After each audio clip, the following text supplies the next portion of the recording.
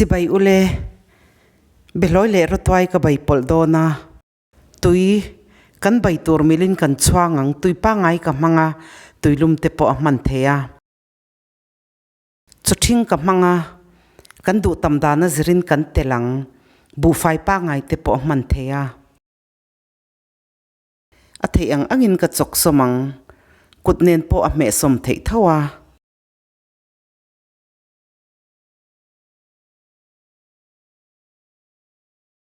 chi ka tela soda tlem ka tela atul dana zirin ka tel bel le ang bai tui po so thato a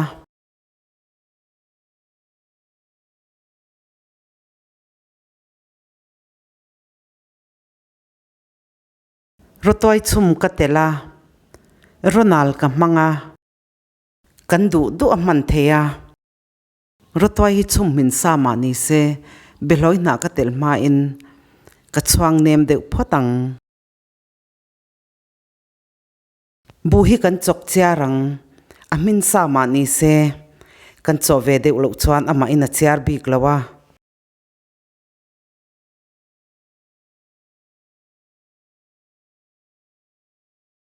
Rawtuai hi chu a min that po le atuya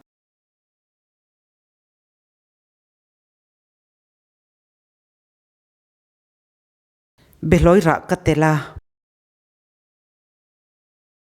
Behlawi na ka tel le nga la Behlawi na no thapa ngai hi chu a min har lawa a chang deuh chu min har ve dewa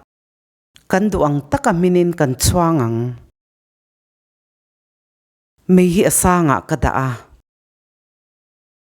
Behlawi na ka tel nuwa thatakin ka chopola atui hi du ai na tlem atui ka lei belang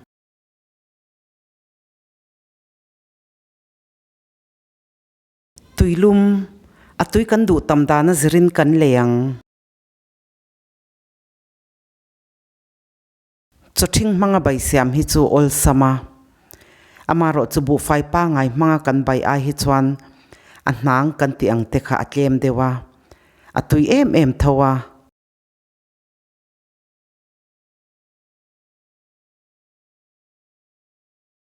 Behlawi ka tel nu hian soda hi du ai na tlem deuh ma a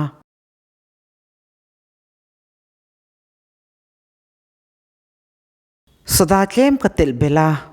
soda hi avain fian te chan ve ai tlem deuh ka tela kan chok deuh molang Behlawi Leh Rawtuai bai hi chu atui ve shima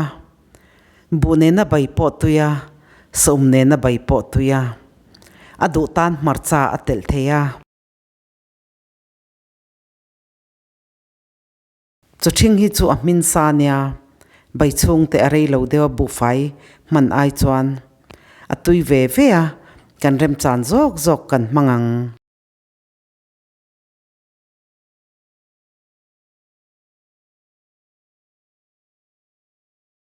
pardi ka thwai bunga ka tela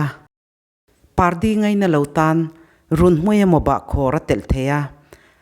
adu ta na tel kop thei thawa kan suan ma in kan te manga a aldan te atui nei zat tur te kan duang takin kan siamang